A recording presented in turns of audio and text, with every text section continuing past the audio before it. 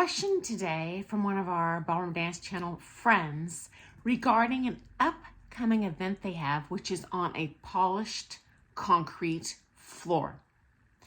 And yeah, I've danced on plenty of my fair share polished concrete floors. I've taught on them. I've done pro shows on them. I have taken private lessons with a world champion on one of those. So here goes. Okay. Whenever you go to an environment other than your home studio, the floor surface will vary. Sometimes a little bit, other times in a way that's going to put your dancing on its ear. This is just the reality of the world of ballroom dance, especially dance sport, okay? And in my experience, anything is doable other than carpet. At that point, I just gotta waddle and do the blues. So the bad news, comp floors are rarely, if ever, a deal, okay? Often it is just a rental floor with a bunch of squares that they have to screw together that you are required to rent from the hotel in order to get the room. I know this because I have personally hosted events in hotels. And yeah, it sucks because they aren't a ballroom dance studio. You know, a floor to them is a floor to them, whether it's sticky or slick or has big metal seams on it that the dancers can catch a heel on and fall. They don't know any better. And so, yeah, unfortunately, you are not going to dance your best at the comp because of the floor, okay? But guess what? The floor sucks for everyone else too. So in my experience, dance studios have a very reliable surface, okay? So dancing one studio to another, not a huge variety. So if that floor sucks for you, whether it's super sticky or like dancing on an ice rink, honestly, guys, everyone else there is carrying that same burden. So do not feel bad, okay? And there are some ways we can overcome those unexpected hurdles the best to show better than the other dancers on the floor, okay? So number one, show up early. That way you can test drive the floor. You can watch the dancers because you can't dance on every single inch. You know, see, is there a reliably slick area, for example? Okay. You can test drive the floor wearing your comp shoes. Is it sticky? Is it slick? And then you can roll from there from an informed position, because I guarantee you are going to dance better in that comp if you are as mentally prepared as possible. Guys, and 90% of the battle with that crazy floor surface you might encounter is mental. If it hits you on the back of the knees, the first time you're walking out for heat number one, yeah, good luck with that. That is not going to end well, friends. Okay, next hack. Bring another pair of shoes. That includes like maybe your new pair, which inevitably has a very sticky, suede, fresh sole, and an old pair, okay, that obviously has a little bit of a worn, slick sole. And you can try out both your shoes on that floor to see which one's going to work better for you. Personally, I would go with the crummy looking shoe on comp day that maybe looks a little dirty over falling on that floor or having to dance like I'm, marching on ice in tennis shoes, That's just my strategy. There's not a right or wrong. That's just what I recommend to my own students, okay? Next up, if the comp floor is sticky, which in my experience, when there's a problem with the floor, which there always is, it's usually too sticky.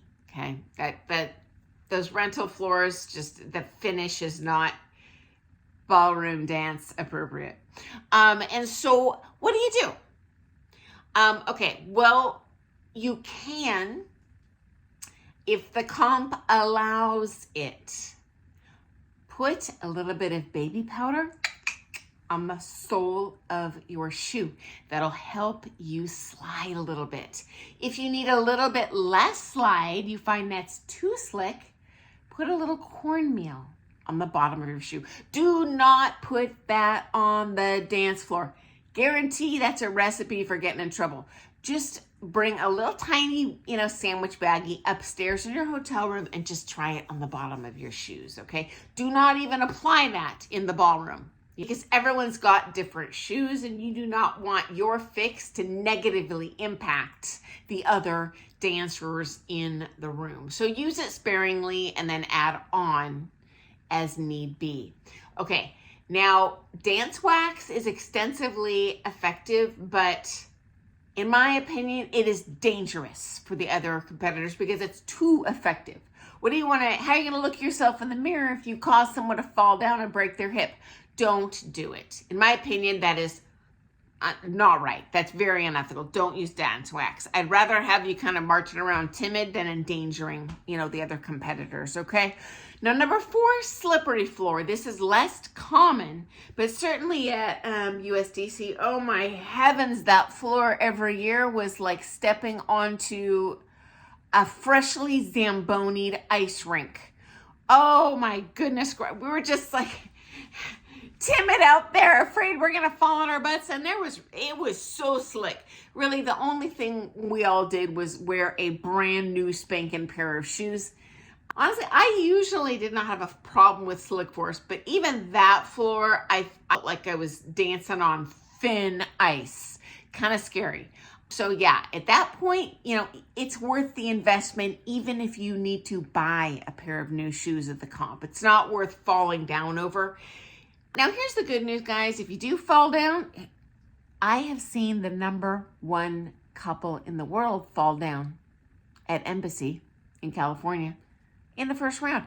They didn't even get to each other. The poor guy walked up and hit one of those metal creases in the rental floor, slid on his butt, and fell completely flat on his back. The whole room was like, oh, but you know what? And they still won. The judges have been there. There is no such thing as a pro dancer or judge ever that hasn't fallen down 100 times.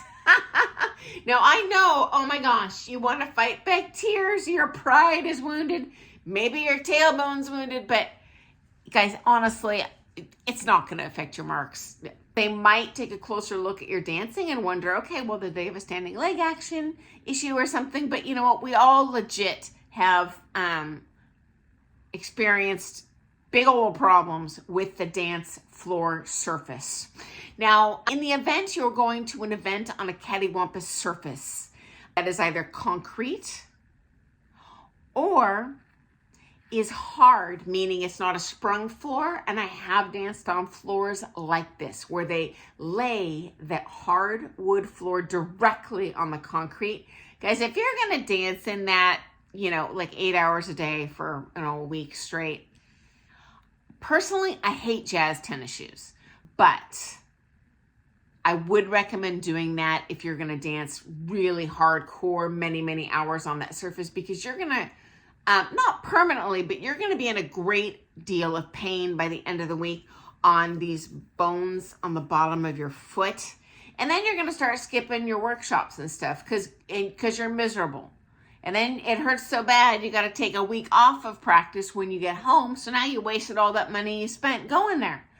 So yeah, that's my 2 cents. I detest wearing jazz shoes. I only do it if I am in a complete dance pickle. I have recently found a dance hack with equipment over the years, and I've found some soles of tennis shoes that the sole is slick as if it were suede, and then the shoe itself, that shoe base is not wide like it would be on a normal tennis shoe or running shoe, but there are options. And also, I can tell you, I did fall down in one pro show, and that was on a polished concrete floor. So if you're going to dance hardcore, again, unless you're in a private, then go ahead and wear your comp shoes. But, you know, if you're teaching, if you're social dancing, if you're at a dance camp, if you're in a group workshop, heck yeah, you're on a concrete floor, go ahead, and it's even better to wear street shoes than risk falling down and hurting yourself in your comp shoes. Okay, so story time for you. Worst case scenario, I got 2 pro shows I was invited to do. And both of these were, one of them was early on in my career. One of the first shows I was ever hired to do. Did not even occur to me that a non-dancing entity, this was a company, hiring a ballroom couple for entertainment would not naturally understand that A, I need a wood floor, or B, that I need an even floor. So I show up to this like high class executive, like nationwide party they've flown all these VIP corporate guests in for. Guys, I swear, I show up, they walk me out to a barbecue, which is fun. Love me some barbecue, but it's on a grass slope, like on a hill, and they have rolled out a sheet of linoleum, like 20 by 20 feet. I'm an international standard dancer, not a skier. You know what? The show must go on. I threw that show down. Was it the worst dancing ever? Yeah. Did they love it? Yeah. But lesson learned. Going forward, I always would inquire in writing, what is the dance floor? I need a minimum X by X. You know, I need a wood floor, or if it's anything other than a wood floor, tell me what it is in advance so I can prepare. I also always ask for the dimensions in advance, because honestly, I can do a pro show on a tiny floor, but you know what? Give me a heads up. I'm going to do a lot better performance if I have a clue that I'm going to be dancing on a postage stamp, you know, then I can adjust accordingly, because I want people to love it, right? I want to do my best, even if they don't know any better. Okay, second story. This one probably worse. Here's why. I was a very experienced pro at that point. And so I was booked. This was another corporate party. And this was a big company, like nationally known, but this was a local party. So it was like all their local employees. So I had a couple hundred people. Email exchange, very detailed. I need the dimensions. I need a floor surface, yada, yada. And they kept blowing me off. Don't know, not sure. Day of the show, they still don't know. So I show up to the venue. Guys, okay, first of all, it's outside. That's okay. But it is the middle of winter and it's raining. Red check too. Okay, this takes the cake. It was a rough-hewn cobblestone floor, like big old rocks with concrete holding the rocks together. Like, I felt bad. I mean, there's a couple other people there, but I'm like, I'm sorry, but I dance on a lot of surfaces. And this is not going to be possible. I mean, I'm so sorry. I'm so embarrassed. All these people are here. I'm not a schmuck. And fortunately, the organizer and that company, they showed a lot of grace. They're like, oh, totally understand. We know you've been asking us. You know, we've just been busy. And they passed me payment for the full thing. And they said, hey, you're welcome to stay and eat. And, you know, it's not your fault. But as a provider of a service, whether it's a dance lesson or a show, like, Mama felt bad. Like, I would never intentionally hose someone out of something they purchased, or no, I always want to give more than the value that they paid. So yeah, that sucked. So if you are you're the first person that's shown up to a comp and been like, oh my gosh, I'm dancing terribly. This floor is not what I'm used to dancing on. Hey, welcome to the club. It's not just a you problem. It's all of us. We've all been there. So thanks so much for your question. I cannot tell you how very much I appreciate when you guys ask things, because I swear, constantly I'm thinking, okay, well, I'm done broadcasting. I've shared all the stories people might, find to be interesting or helpful. Someone asks a question, I'm like, oh, they got to hear about this one. This happened. So anyway, I hope that's helpful, and I look forward to seeing you tomorrow morning with some more hot ballroom dance tea, and best of luck on the surface that you're going to end up with at your next ballroom comp. Bye, guys.